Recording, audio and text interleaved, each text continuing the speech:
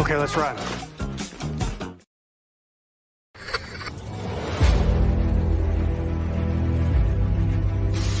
Your mission, should you choose to accept it. It's a quest. It's a quest for fun. Well, The Rock says, why don't we just cut right to the chase? Okay, now he wants to get together. Well, he wants to talk. I want you to do me a favor. I want you to tell all your friends about me. It's showtime, folks! What are you?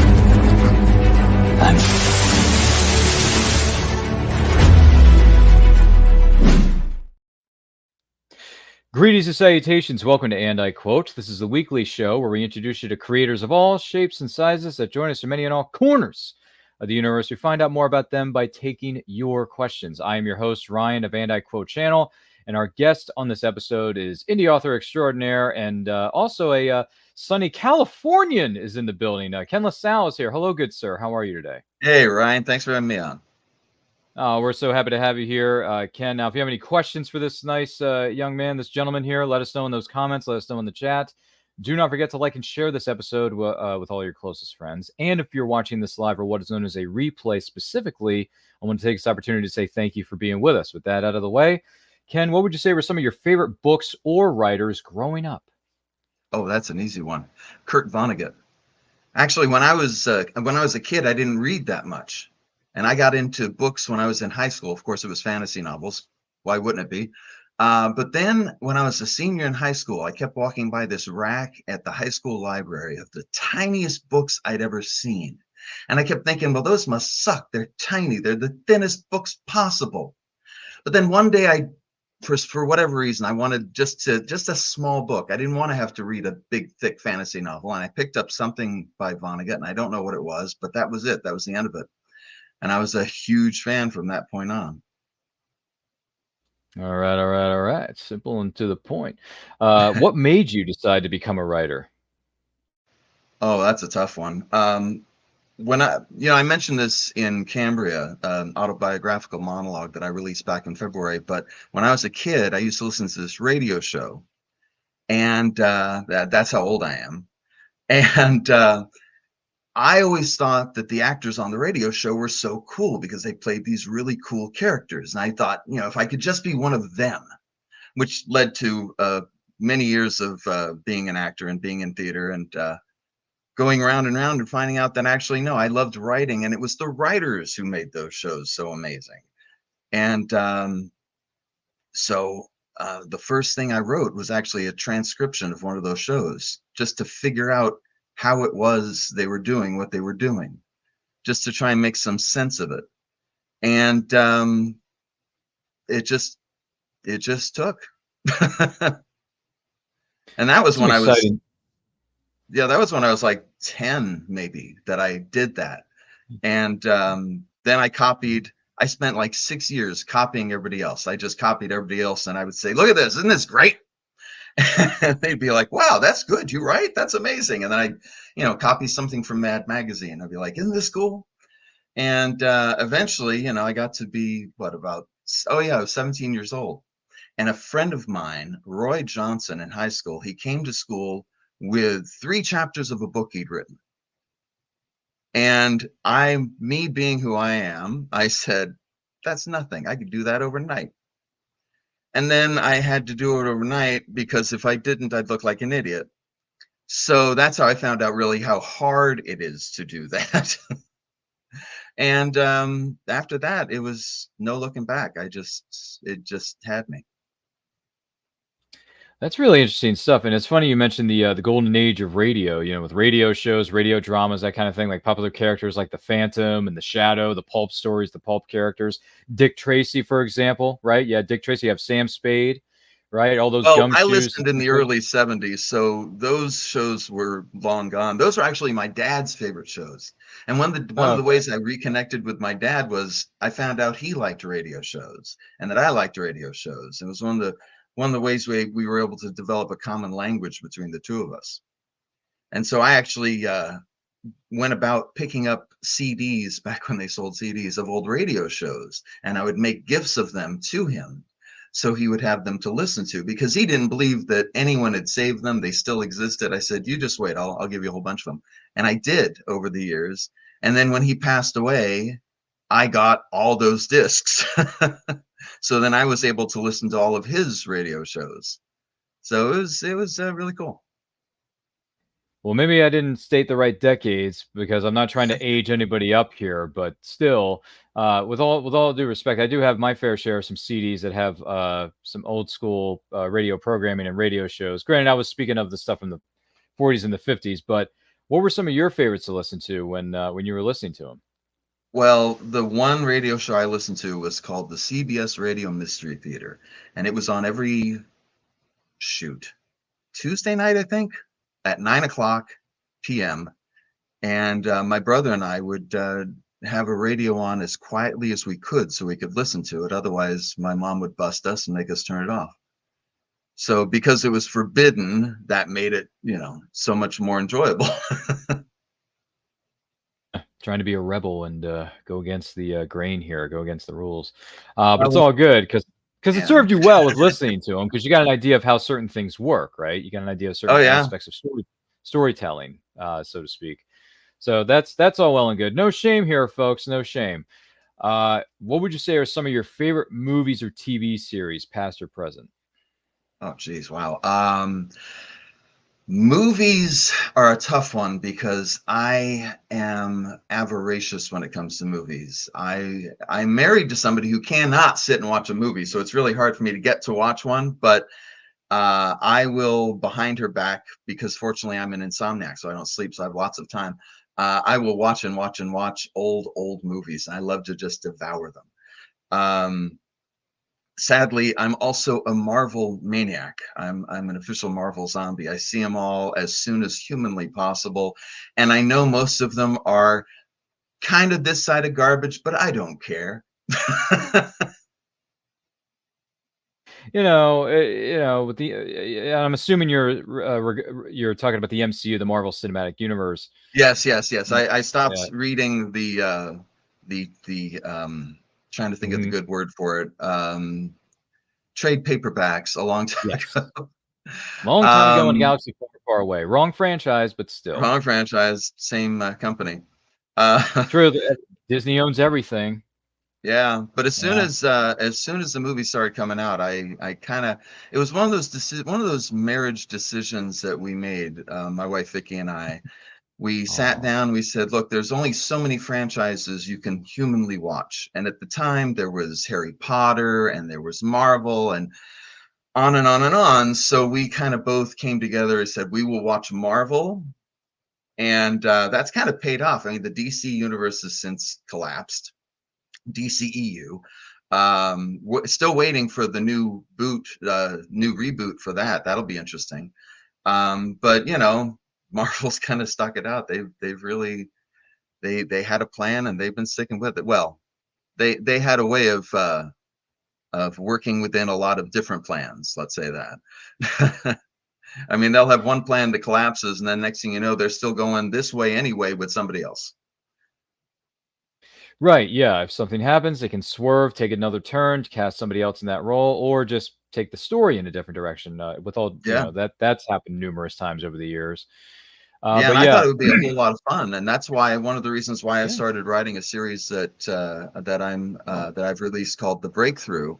The first book being Max Dedge and the Time of the Uniborg, and the second book being Sue Jorgensen, Queen of Space. Ooh, no, it's not going to work too well, is it? There's Sue Jorgensen. Anyway, the third book, I'm working on the rewrites right now. It's called The Death and Surprisingly Continuing Life of Arturo Delgado. And that's a mouthful of a title. It is. And the thing you won't believe is it was much, much longer when I started. I've been trying to shorten it with every iteration. But one of the reasons I started was because I like the idea of having all these characters you drop in, pick up, drop in, pick up, and you can just keep going, with that story. And it makes for a real fun way of writing because people can slide in here, people slide out there, and it's a lot of fun. Well, congratulations on that series and everything that's come with it thus far. I look forward to the next installment within that series, respectively. But yeah, Marvel, I mean, gosh, I've been there since, I mean, I was there from '08 until Endgame. And then Endgame, I thought, well, it is the end for me. So I'm just going to move on to something else. Because I've heard a lot of mixed reviews of the other films that have come out since Endgame. Oh Behind the yeah, scenes, unfortunate circumstances have come up. But the trailer dropped earlier this week. I haven't seen it yet for Thunderbolts. That's yes, come out. The trailer dropped for that. You got a mixture of what do you got in there? You got Winter Soldier. You got the new Black Widow. Even though you really should yeah. just call her White Widow because I'm sorry, but ScarJo is always going to be Black Widow. There is no other Black Widow. Oh Just call her sure, the White. sure. I mean, plus, Yelena's got blonde hair, guys. Come on, come Yep. on. Just And you've just switch got it up. Call her U.S. the White Agent in Widow. there. Yeah, Yeah, from what was it, Falcon and Winter Soldier? And yes, I've yeah. seen that series. So there is one little aspect of post Endgame MCU that I have seen, and I enjoyed Falcon and Winter Soldier because I prefer my superhero shows and movies to be dark and gritty because that's just how I roll. But I mean, I don't mind comedy, like I don't mind levity, but there's too much of it in a lot of these movies, and I'm getting tired of a lot of salt and not a lot of pepper. I want a mixture of Uh, both, if not more pepper than salt in my MCU. But listen, I'm not in the studio. I'm not sitting there with the executives making these decisions. I can only do so much. But sure. that's why movies for me like Captain America Winter Soldier, Captain America Civil War, what was it? The first not the first Avenger. I mean, the first Avengers had to me, the first Avengers movie has a perfect mixture of drama but yet levity. And it works, right? It works. That's why the 2012 film The Avengers still holds up 12 years later. I can't believe I just said Yeah. that. It's Yeah, been that's 12 funny you say years. that drama and levity because a lot of the writing that I do, I sometimes like to refer to as comedies, very serious comedies about serious people. You got to have that mix. You got to have that blend. Hmm. And I'll take that, by the way. Uh, Good mixture. We add some salt, we add some pepper, and then we just spice things up. Sorry, I sound like a chef from Little Mermaid. But once again, this is, and I quote, with the great writer here known as Ken La Salle. Do not forget to like and share this with every single person that you could possibly know. And if you're watching us live on a replay, we thank you for being with us. If you have any questions for Ken, by all means, let us know in those comments. Let us know in the chat. Also, let us know some of your favorite MCU movies or how you would rank certain films. Be very curious to hear your thoughts. Speaking of which, what would you say are your top 5 favorite MCU movies? Do you have a list? Do you keep a You list know, down there in California? I've actually started rewatching from the beginning. So Hmm. because you can go into DC, DC Plus, True. not DC Plus, sorry, Disney Plus. What's it called? I Wrong, was going to say totally Disney wrong Plus. company. Hello. Yeah.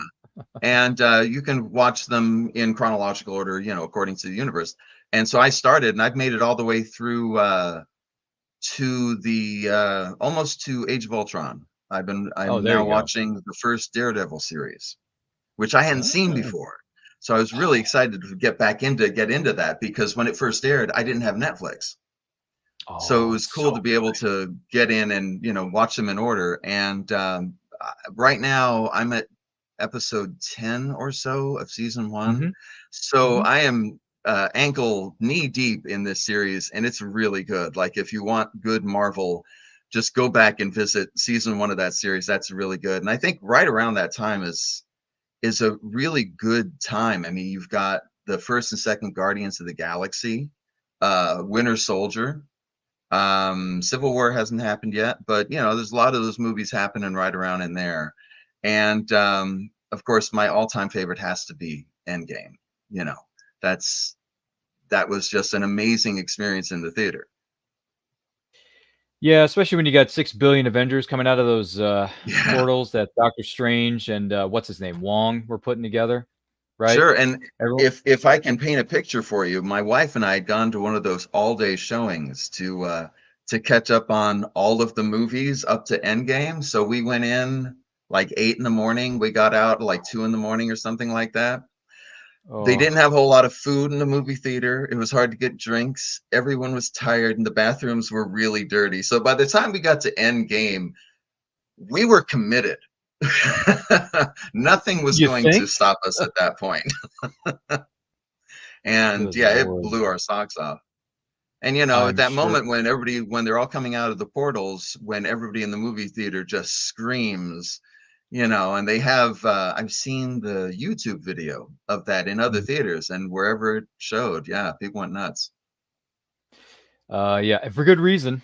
by the way. Yeah. You know, if you're gonna go up against a giant like him and his army, you got to bring, your A game in a way, right? You got to bring your Avengers game. So everybody comes out. You got the theme song from Alan Silvestri queued up in the background, right, Ken? Sure. And you're just ready to charge into this war. And, even Ant-Man turned into Giant Man in that scene. And I'm like, geez, dude, geez. Yeah, and the beautiful thing about that is they had built that for a while. That had been coming. It didn't just suddenly pop up. Like the first thing that's said is on your left. That's the call out to Winter Soldier. So that's kind of not to constantly be plugging my stuff, but that's kind of the things that I like to learn from, to see, to observe, to try and find in my own writing, so I can build those moments as well, which is kind of the reason for the breakthrough, because with every book the story gets a little richer and gets a little bit more, the stakes get a little higher, things like that. Stakes get a little higher. Yeah. That is the cream that rises to the top. Oh, yeah. Anyway, sorry. That was another reference to another pastime. But anyway, I digress. Fantastic. MCU is good stuff. We've actually discussed here in the studio of And I Quote Studios of doing a top 10 ranking of our favorite MCU movies. So when that happens, we may have to invite you on set and bring you on for that show. I think it'll be a lot of fun. Yeah, I think we should dive into that. I think we should dive into that and see where it goes, because my list is going to be different from yours, and that's the beauty of movies, is that everything is subjective, right? So I may have Winter Soldier higher up than you do. I may have it lower than you. It all depends, right? It all depends. So we've been talking in the studio. We're going to get that going here sometime, hopefully before the end of the year, if time allows for it, by the way, because we are very busy here. But if we don't do it this year, it's definitely going to happen in early 2025. Maybe we'll do a Meaning of Fandom where it's all MCU type stuff, or we'll just do a ranking show too. We could do that. That's a very good possibility. Let us know what you think about this. Mid-25, that's when Thunderbolts comes out. Oh, that's right. That's right. It's coming out in 2025. Yeah, because I didn't. Like I said, I haven't seen the trailer yet, so I don't know when this movie's coming out, because I haven't seen the trailer. But if it's coming out, like you say, in mid-2025, then we may have to put this on ice. AKA, there are a couple things you missed after being a capsule. Anyway, that's a Tony Stark line for you. So we may have to put that up on the calendar in 2025 with Ken La Salle as one of our special guests for that panel. I think we should have him on. That'd be great. That's gonna be a lot of fun. Well, outside of the greatness that is the MCU when it's had its good days, there's the Iron Mans, the Winter Soldiers, the Avengers 1, Avengers 3 and 4, because Age of Ultron for me doesn't count because it wasn't that good. No offense, but could have been better, could have been worse. What would you say are some of the biggest rewards about being a writer? That's a tricky one, because like, as we mentioned before the show, a lot of my readership kind of dried up after the pandemic. So I spent a year during the pandemic doing what I called the full court press, which was all the social media, all the time, constantly working. And after a year, I realized I was constantly working and I wasn't writing. And what I really enjoy about what I do is the writing. So Vicky and I kind of sat down, we talked it out. I got an assistant to do all the work that I was doing in the background, and got to focus a little bit more on the writing. And one of the things I've done, for instance, in the recording of Cambria, available on Spotify and all streaming, is that I built my own home studio. And that your question was, what are the things I like the most, wasn't it? That wasn't one of the things I liked the most. That was one of the hardest my things. question was, what are some of the biggest rewards about being a writer? Okay, well, in that case it works, because it was rewarding. But along those lines, whenever I can take on a challenge that's extra difficult and extra imposing, like for instance, Vicky and I went to Vegas on Labor Day weekend, something I will never recommend to anyone. And we're driving out there listening to music, and I have a mental game that I like to play just while I'm sitting and thinking. I play this game called What's the Hardest Book That I Could Write? And so I was thinking, what would be the hardest book to write? And I thought, and this is really premature, but it totally goes with what you're saying. I thought, well, what if I wrote a version of A Christmas Story, the movie, but I did it in the 70s with my background, and my background is a lot of. It's not nearly as wholesome as A Christmas Story. It's got a lot of dirt, a lot of grit. So I realized, well, that would be the heart. That would be awful. I couldn't do that. I couldn't write about Christmas because I am not a Christmas type person. And that's when I realized that would be really that'd be fun, because it'd be really hard. It'd be really difficult, and it would make my brain have to do things it doesn't normally do. Like, one of the great things about writing is it makes you have to be honest. Like, if you want to be a good writer, you have to be honest. And that's really, it's easy when you're in your comfort zone. But it's one of the reasons why I think that I don't attract an audience as easily as some, because I write really challenging books. Like, for instance, I wrote a book called Little Mike, about a doll who animates and is here to take over the world. But the minute he animates, he is found by a guy who wants the doll to help him have sex with a prostitute, and that's how his life starts. So, so my books tend to be a little bit, but that's because I want to write things that are going to really capture somebody, really engage them, really make them think a little bit differently and a little bit outside the box. So all of that is incredibly rewarding to me. So when I can find those moments that are uncomfortable and a little bit scary, that works. Even if it's a comedy, those actually are some of the best comedy moments. Yeah, it never hurts to think outside the box, in whatever field that you're in, respectively, of course. So that's always a plus. By the way, someone by the name of Vicky, I believe you may know this individual. I'm not sure, but she says, other than movies, where else do you find inspiration for your books, Ken? Well, that's funny that this Vicky person with the weird last name might say that, because actually I have a series called Work of Art. That's a 5-book series. I'm releasing the third in the series next year. And the way I was inspired to write it was, we were driving over, I'm going to say, the 6th Street Viaduct in Los Angeles. Any Angelenos would probably know. Beautiful, beautiful construction that has since been torn down and replaced by an even more beautiful bridge. But we were driving over it, and I'm looking down off this bridge that's way over all the buildings. And I'm looking down into this playground, and the kids in this playground were painting flowers on the ground in the playground. And I thought, well, now that's really interesting. And me being a fan of fantasy, I immediately thought about the flowers coming to life and all these things happening. But then I thought, well, what if it was just people painting flowers, on a sidewalk like that? And that's kind of what the book is about. It's about, the series is about artists and what it's like to be an artist, and how weird the life of an artist is, and how you just can't anticipate what it's going to be, how it's always something just so strange. And I've wanted to write about being an artist my whole life. Like I said, I've been an actor, I've been in theater, I've been a writer of very many different things. And I've always wanted to write about the artistic experience, but I never really had an entry point. And then I saw those kids drawing flowers, and that has become my entry point to that story, which has become, again, very rewarding, because I get to write about the things that I've seen around myself my whole life. Well, that is just fascinating. Absolutely love that. Fantastic stuff. And art takes all kinds of different forms, whether it's painting, whether it's sculpting, whether it's writing, whether it's playing a musical instrument, whatever it may be. Life is full of different forms of art, as it were. So actually, one of the most enjoyable things about writing the first book was the art in that book was painting, something I can't do. Not to save my life. I can't do it either. The best I can do for you are stick figures, my friend. I'm right there with you.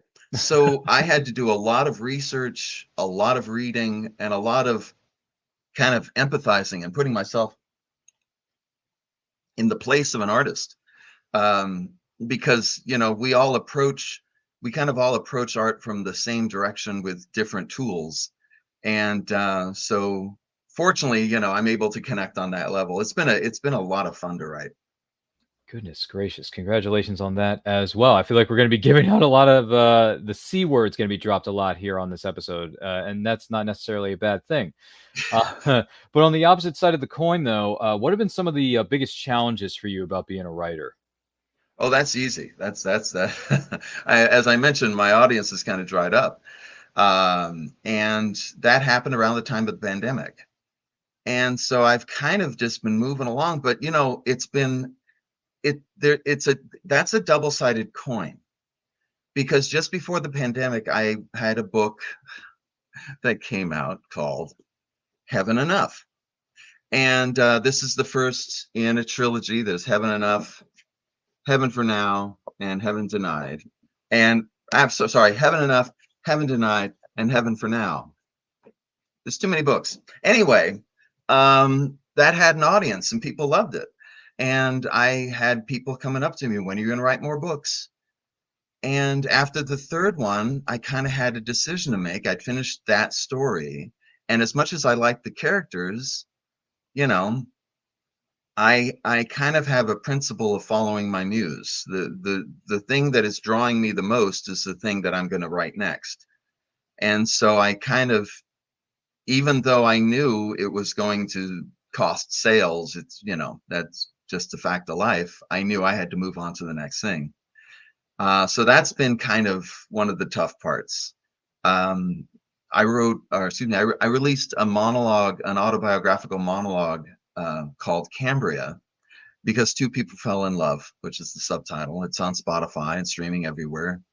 And as I said, I built the studio for it, and I wrote it, and I worked and I worked and I worked. And it really is one of the best things I've ever done. It is just fantastic. It is funny, and it is smart, and it can't sell to save its life. It's just pathetic. But at the same time, you don't know going in. You don't know what the rewards are going to be. And I guarantee you, anyone who goes into art doesn't do it to get rich. It's not a get rich quick scheme. It's not, it just doesn't work that way. Some people do get rich, but if you go into art thinking that's your motivator, you're not going to get very far. And so I've kind of gone out of my way to make sure it's not my motivator, to make sure that those things drawing me forward are from an artistic point of view, and not because of some desperation for acclaim. I see what you mean. Wow, that man. I'm loving these stories, my friend. I mean, he is a writer after all, folks, and he's telling us some great stories here. And once again, this is, and I quote, with the guest of honor, Ken La Salle. Do not forget to like and share this with everyone you know. If you have any questions for this awesome, tacular guest, let us know in those comments. Let us know in the chat. And if you're watching us live on a replay, we thank you specifically for being with us. So with that being said, what if you had to bring some things here full circle, what advice would you give to aspiring writers out there, aside from don't do it to get rich? You know, I always get asked that question at podcasts or interviews or anything. It usually comes back to that. And the answer changes every time, depending on where I'm at in my career. And fortunately, you're catching me at a good time. Because as I had mentioned to Ryan, I had the worst case of writer's block this summer. And this is going to take a bit, but I got to tell you, as a writer, one of the things you do is, or one of the things I do, one of the ways that I write is I'm always working on multiple projects at any given time. I have the thing I'm writing, I have the thing I'm rewriting, I have the thing that I'm working on in my head before. So there's always lots and lots of stuff going on. And when I say writer's block, it wasn't a case of, gee, what will I write today? I just don't know. It was a case of, I can't push words out of my head. I can't type an email. And I felt terrible because I couldn't even email Ryan for several months because I just couldn't do it. But now that it is past and I've gotten through that kind of dark period where I was wondering, is this ever gonna work again? Now I'm working on a rewrite for the the name of the book is so hard to remember. The one thing I don't do well is think of names. But the death and continuingly improbable life of Arturo Delgado. There, I got it. I'm working on the rewrites for that right now, and I'm working on putting together the ideas for this Christmas book that, if I play my cards right, may be called Up on a Rooftop. And then the next book in the Work of Art series. And it's just one thing after another. I had an agent some time ago say, you want to write like planes on a runway.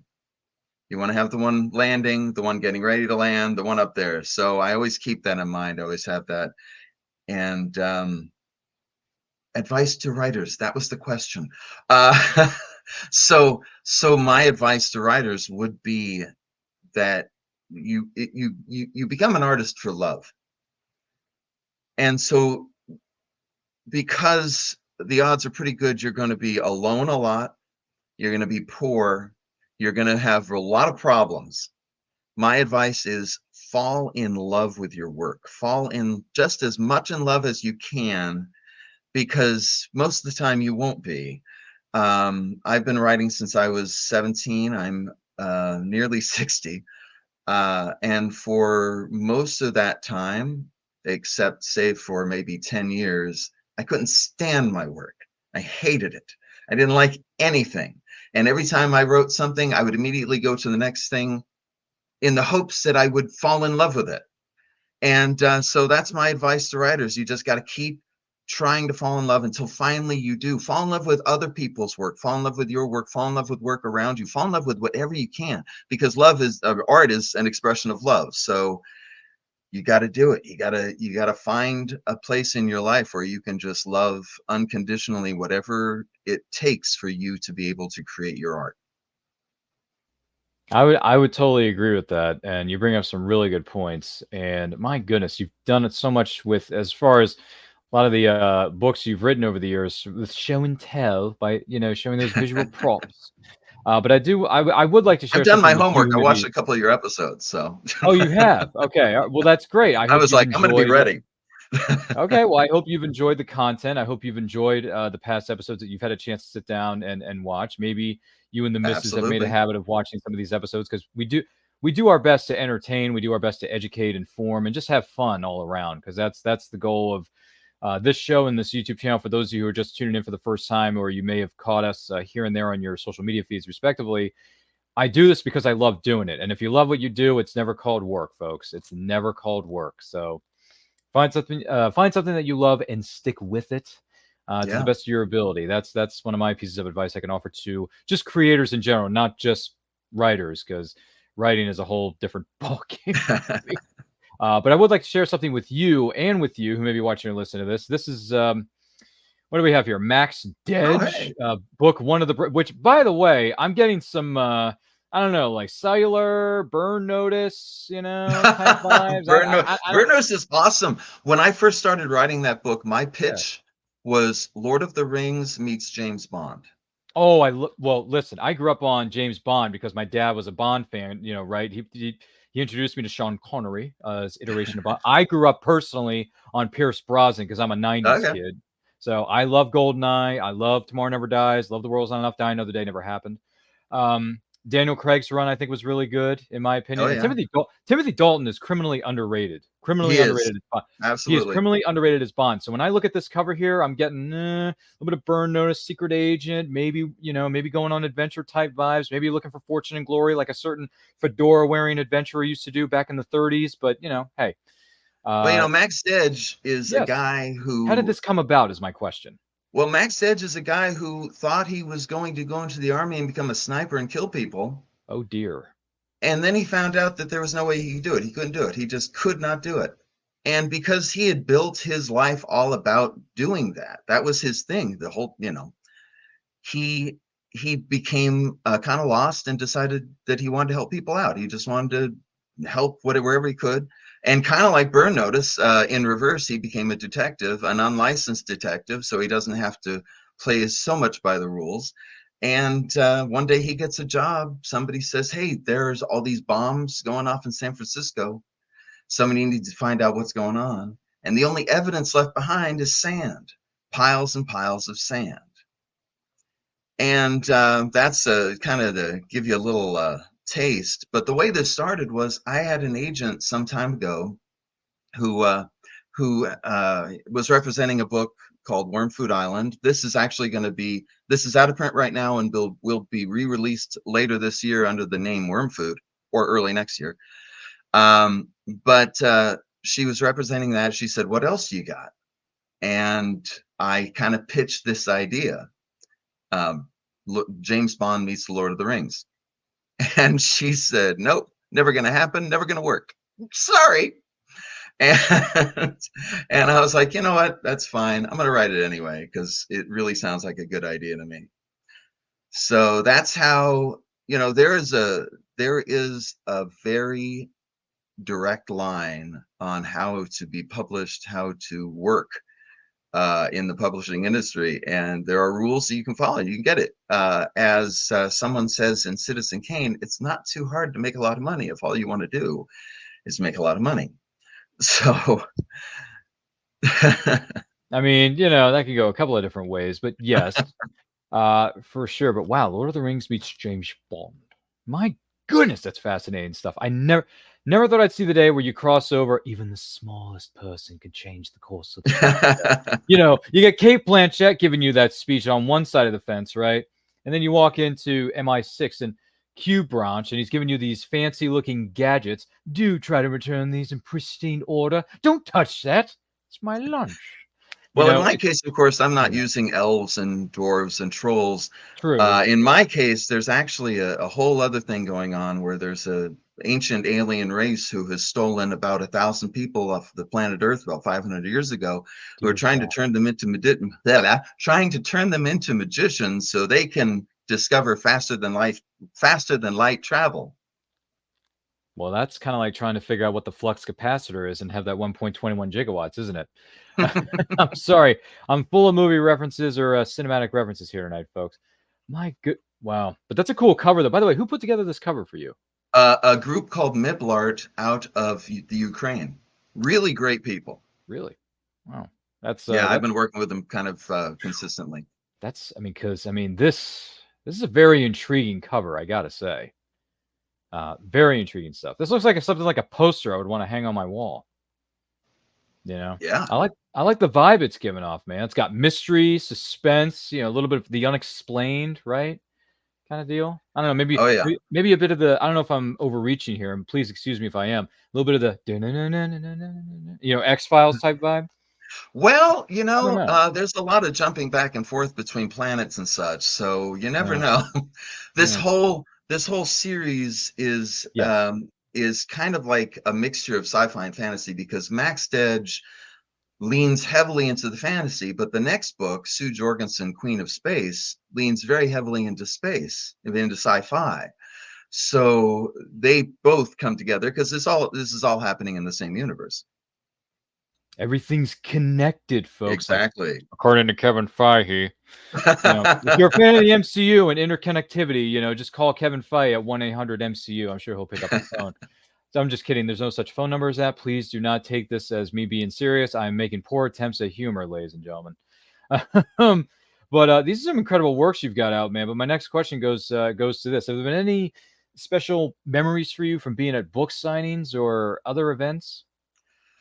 Yeah, well, see, I'm in Southern California, so it's really hard to get a book signing. It's hard to get any kind of real estate at a bookstore because out here they'll charge you. They charge rent on tables. So I don't got a lot of money and I don't know a lot of people. So I have been trying to invest in advertising, but when it comes to book signings, it's really hard to get into places. So I haven't really been able to get into places.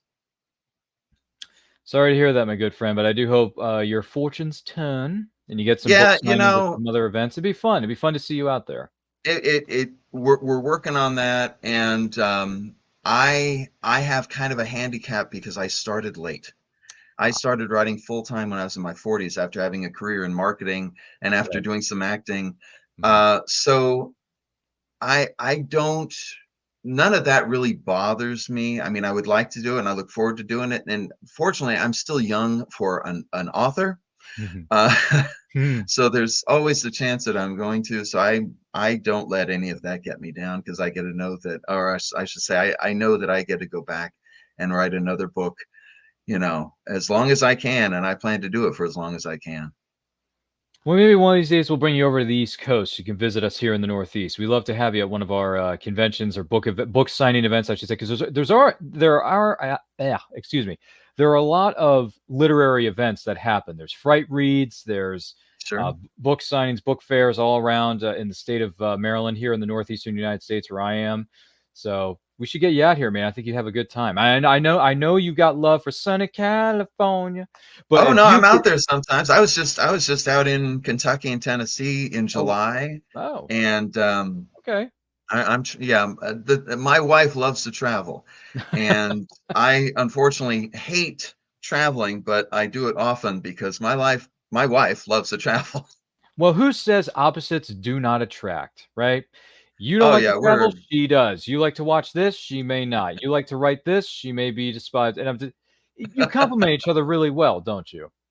yeah. Well, we've been together 19 years, so you're not together that long unless you do.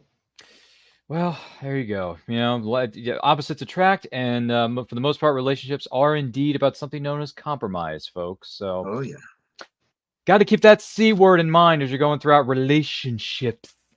And please do not ask me for advice. I'm not a licensed therapist, nor am I a licensed relationships counselor. So what do I know? I'm just a simple man trying to make his way within the universe. So, gee willikers, let's see here. Timothy is in the building. He says, how much truth is there in the platitude, write what you know? Well, this is interesting. This is the first time that guy's spoken to me in years, but I'm not going to get on that tangent. Write what you know. There's a couple different ways of looking at that, and I've actually you spend a lot of time thinking about these things as a writer, because as a writer you spend a lot of time thinking. But when you start, or when I started, I always thought write what you knew meant write the technical information that you knew. But then as you get further on in a writing career, you start to learn that what that means also has to do with write the emotional information that you know. And you write, everything that you know. When I write a book, sometimes when I get up from writing, I'll write a few thousand words, and I will get up and it would be like someone has beaten on my head for a half an hour, because you really just drain everything out of you that you can. You put everything that you know on that page. So write what you know goes from write only those things that you know about, which when I was first writing, I wrote a lot of sarcastic stuff, and I knew sarcasm really well. And that's what I thought write what you knew meant. But as I get older and older, I realize it means everything you know, everything you are, everything you feel has to go down on that page. Otherwise, it's going to be incomplete. And whether a reader notices it, whether my wife recognizes it, or anyone, I'm going to look back on it and I'm going to say, if only I had done that one little bit more. And so that's kind of my take on that. Well, the perspective. Thank you for sharing that with us. Do greatly appreciate it. And I do want to let you know, and for the person maybe watching or listening to this, know that this episode and every episode of And I Quote is indeed powered by our good friends at Poddex. Now, Poddex are what is known as the hottest new tool for podcasters looking to have more meaningful conversations or gamify their podcast. You simply shuffle up, you ask a question, and you let that content of yours roll. Get yours today at poddex.com. Make sure you use the promo code Ryan10. That's RYAN10 for 10% off your order. Poddex wants to know, what is one thing you wish you had the money to pay someone to do for you? Huh. Could I be need anything. a second to think. Insert Pay Jeopardy someone to theme do song here. for me. Well, now, I am not a people person. I'm a writer.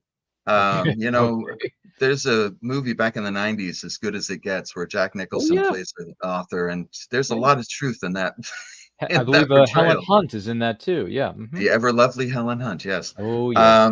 But if I could pay someone oh, okay, Costco. If Hmm. I could pay someone to Yes. go to Costco for me, I would pay them well. Because those places, man, I love Costco. My wife and I'll go and we'll get all kinds of great stuff. Although I got some scotch last week that wasn't so great. But God. that aside, Uh, the people there, that is where the dregs of humanity go to get the best deals. Oh wait, no, that's Sam's Club. That's where mm. it's Yeah. it can get bad, especially around Christmas. Yeah. The other side of the fence. Yeah. Hmm. Yeah, Very difficult, and certain times of the year can be very difficult for shopping. Yes. So I'll give you that. I'll yeah, give you that would be that. my one. That's a totally fair response. Which celebrity do you think is what is known as a positive role model, excuse me, for kids today? Is Marilyn Manson taken? Oh no, wait. Uh Gee I've been whiz. watching in the last what 6 weeks or so Hmm. a lot of the presidential campaign that's going on right now. Gee whiz. Boy, isn't that Um, isn't that a circus? I've been a political junkie since I was a kid. I first followed Jimmy Carter in '76. Hmm. Hmm. Um, but I decided, I kind of made a conscious decision to watch every speech I can, to watch everything I can, mostly because, and this is a personal thing in my case, but I didn't like how the transition from Biden to Harris went. And not because of anything they did, but because of everything everyone else did. I thought that it was kind of ugly. And so I thought, if I don't watch everything, I'm going to take that ugliness and it's going to go with me. It's going to stay with me. I'm going to think it's ugly all the time. So I thought, I don't want that. So I'm going to watch this. And I got to tell you, my favorite videos to watch regarding the presidential campaign have been raw footage that gets released.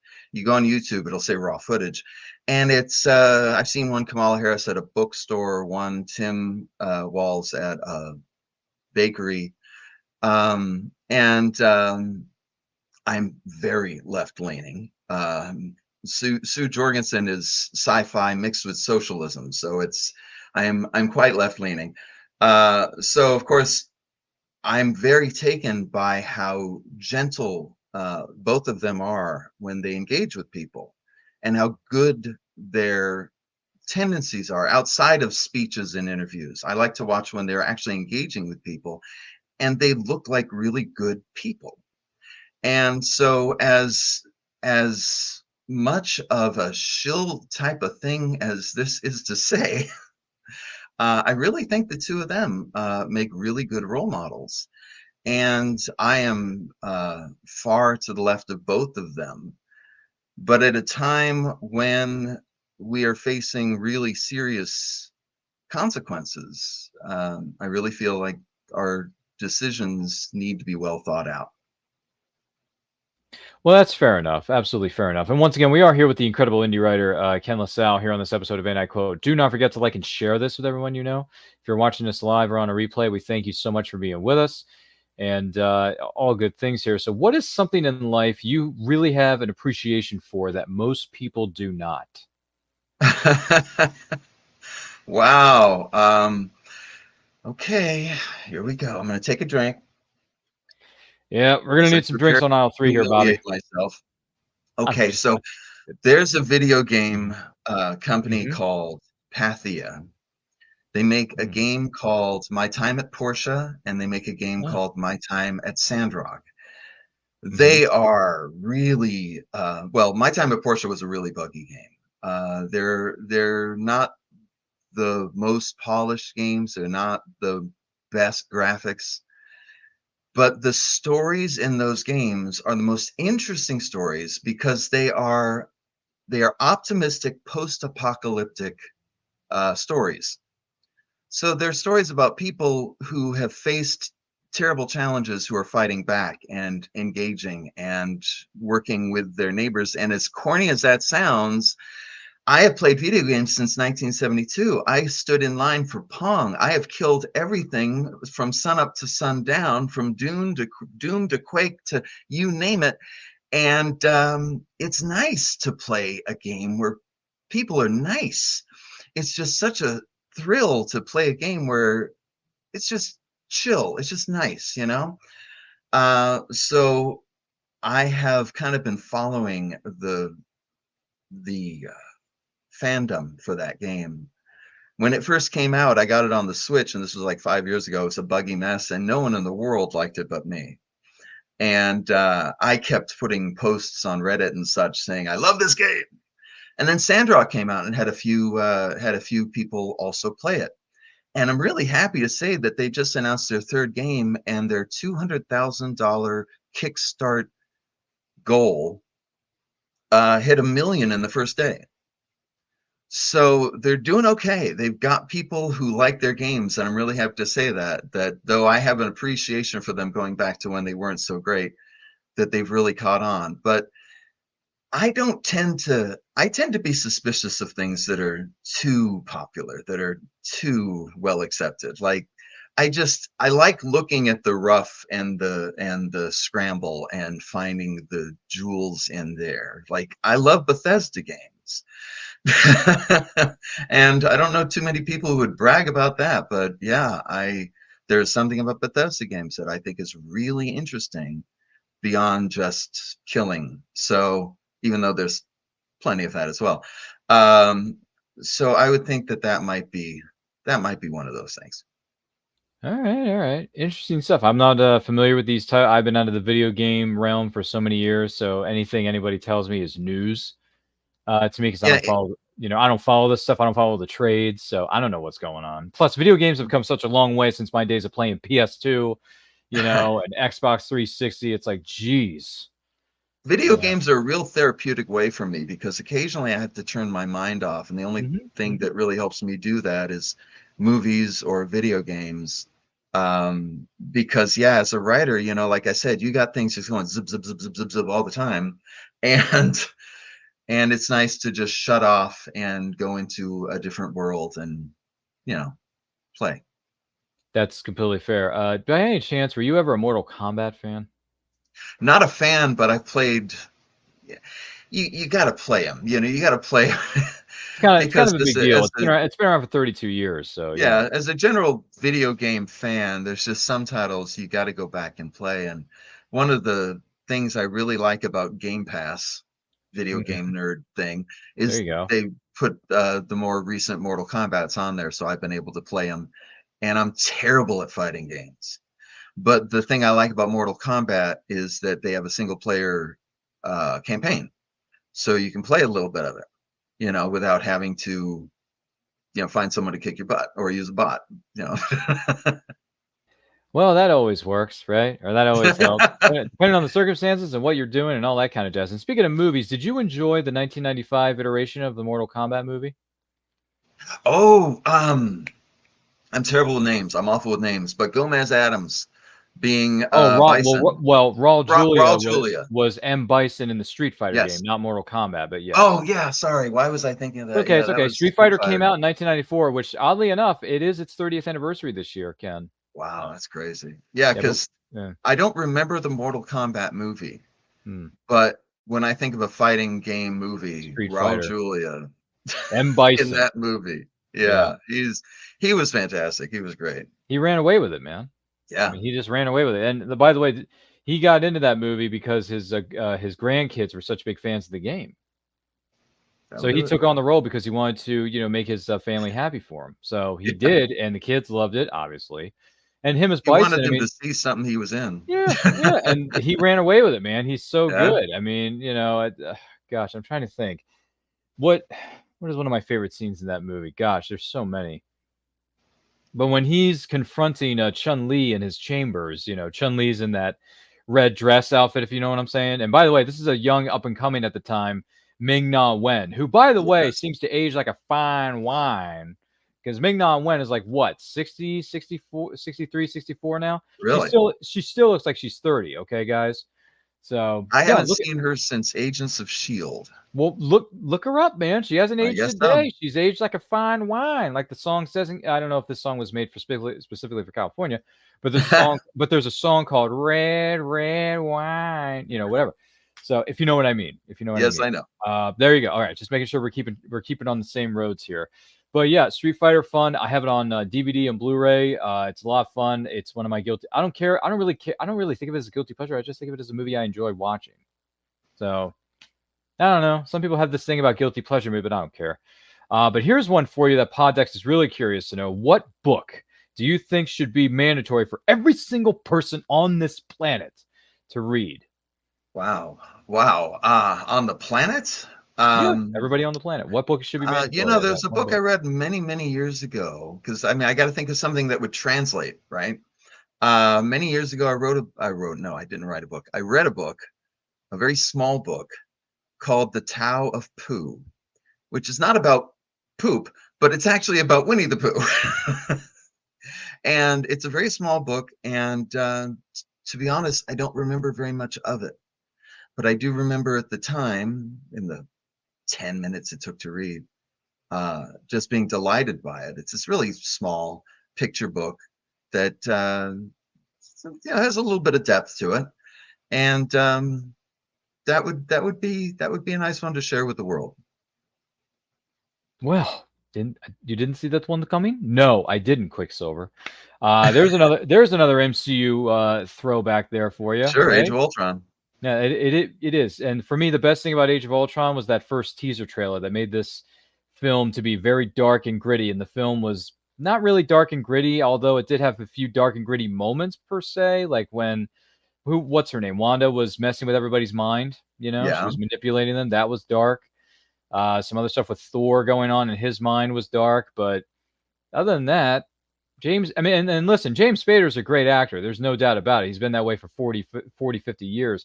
And I know him best as Raymond Red Reddington from the NBC series The Blacklist. I don't know if you've ever seen the Blacklist here, Ken. I haven't, but I was just talking with my wife yesterday about another James Spader film. Oh yeah. That actually goes back to the last person who asked the question, because I saw it with him, called Miracle Mile from the 90s. And it's a movie that takes place in the LA Miracle Mile, which is a big shopping district. And if I remember correctly, it's a story about two people on a blind date or on their first date. And at the very beginning, one of them finds out that the bomb is going to drop that night. And there's no way they can get away, because it's like in an hour or something. So they're not going to get out. So the question is, who do you tell? How do you get out? And it's really interesting for back then. I would venture to say so. And by the way, to answer this gentleman's question here, Timothy, Ryan needs to watch Big Trouble in Little China with Kurt Russell. Yes, I've seen that movie. It is funny. It's crazy. It's wild. It doesn't make a whole lot of sense. But it's Jack Burton driving a truck, and he just happens to save the universe in one night by bumping into these enemies. What do you call them? Antagonists and all that kind of stuff. But hey, it works, and Kurt Russell is one of the most charismatic actors in the history of Hollywood. So, oh yeah, if you can count the number of movies, or I should say, you can't count the number of movies Kurt Russell carries with just his charisma. I mean, whether it's the somewhat early parts of his career with John Carpenter's The Thing, one of the best horror movies ever made. By the way, speaking of spooky season, because it's right around the corner here, with all due respect. Watch John Carpenter's The Thing. It's one of the scariest movies ever made. Probably a lot of people put it in their top 10 best horror movies. I mean, not movies overall, just best horror movies, if you know where I'm going with this. Let's see. Is it TJ? Am I saying that right? Is it TJ? Hopefully I'm saying your name right. I'm so sorry if I'm mispronouncing this. But they say, love Raymond Reddington, James Spader's character. I think you'd really appreciate The Blacklist, Ken. So. Yeah, TJ and I go way back. She and I were acting together in high school. We were actors in high school, and she was the best female actor. I was the best male actor. We were always in contention, even though there was no reason for it. Absolutely. But we were always butting heads, and now we're kind of best friends. Oh, there you go. Yeah, and That's correct. She there you. says. Oh goodness gracious, man! Some of our guests end up bumping into some familiar faces and some old friends. Nothing wrong with that. We try to bring everybody together as a community, and we celebrate each other's creations, and we try to support one another with their projects as best we can. With that being said, I do want to take this opportunity to say thank you to Ken La Salle for being our guest on this episode of And I Quote. It has been a pleasure and an honor getting to know you, good sir. And boy, you got some really good stories out there, my friend. You got dozens and dozens of books, and some of those covers are really, really well put together. So my hats are off to everybody who helped bring these stories for you to fruition, and these covers and everything else. But if someone wants to know more about you, or they want to follow you on social media, where's the best place to find you, Ken? Well, of course, the easiest place to find me is always kenlasalle.com, which is right there at the bottom of the screen. kenlasalle.com, and I'm on Facebook with the name Ken La Salle, Instagram, Ken La Salle. It's all just that weird French name. Well, there you go. And TJ goes on to say, "Go Falcons, sweet charity." Yeah, she's referencing old high school stuff. Well, it's all good. It's good memories, good friends, good times. Well, Ken, thank you so much for being with us. I'm going to be talking to you here again in just a moment. My name is Ryan of And I Quote Channel. Follow me on Twitter and Instagram at RyanRPM5. Follow us across all forms of social media simply at And I Quote Channel. Links can be found in the description of this episode below, and the links where you can follow Ken La Salle on social media are also located in the description. So make sure you check that out. We are this close to hitting 5,000 subscribers. Once we do, we're going to throw a great big live stream celebration. It's going to include returning favorites, some special guests, and some special giveaways that you, our incredible viewers / subscribers, are going to be eligible to win. Who knows? Maybe Ken La Salle will come back here and share some wonderful stories with us. Maybe we'll do an episode of Story Time, after school special, something like that. Ken, hey, man, it's all in good fun. We love you here. You're always welcome to come back, my good friend. We also got merch that's on sale. You need a shirt? We got them. You need hoodies for the chilly, winilly weather?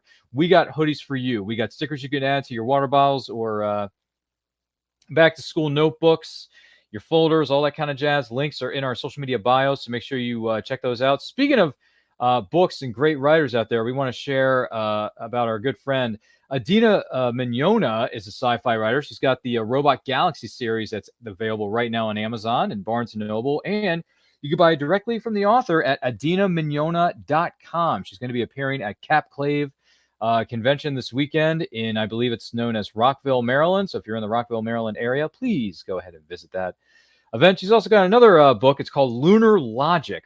This is hard sci-fi meets AI intrigue. Ooh, yeah. So feel free to check that out on adinamignona.com. So many great things that she is doing along with her team over there at the Big Sci-Fi Podcast, where you can find your podcast, Google, Spotify, and all that kind of jazz. But once again, And I Quote is on Saturdays, 12 p.m. EST. Movie watch-alongs are the second, third, and fourth Friday of every month at Fridays, 7 p.m. EST. And the first Friday of every month, we're going to have new episodes of The Meaning of Fandom. That's where we gather people together to share their love of a certain character or fandom, I should say, of what they really enjoy about it and why. So it's a lot of fun there. So once again, thank you so much for joining us on this episode of And I Quote. Like, comment, share, subscribe, ring the bell to be notified when our videos go up or they go live. And remember, life is better when supporting creators from all over the world. Take a look. Famous Faces and Funnies in Melbourne, Florida is leading the way in pop culture fun. From comic books and graphic novels to Funko Pops and collector's items, Famous Faces and Funnies has it all. Rick Shea and the professional team at Famous Faces and Funnies are friendly and knowledgeable. Whether you're looking for toys, props, collector treasures, or a new comic book, Famous Faces and Funnies is your one-stop shop. To find Famous Faces and Funnies on Facebook and Twitter, just type at FFF Comics.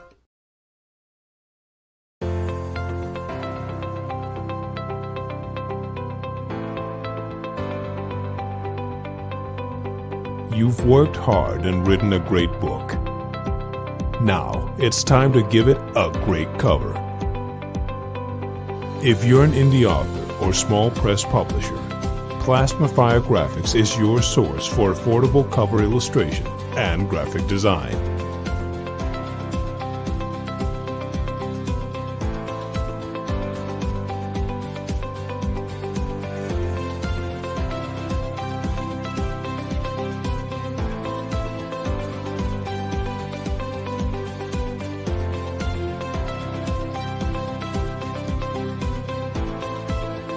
Plasmafire Graphics, when the look of your book matters to you.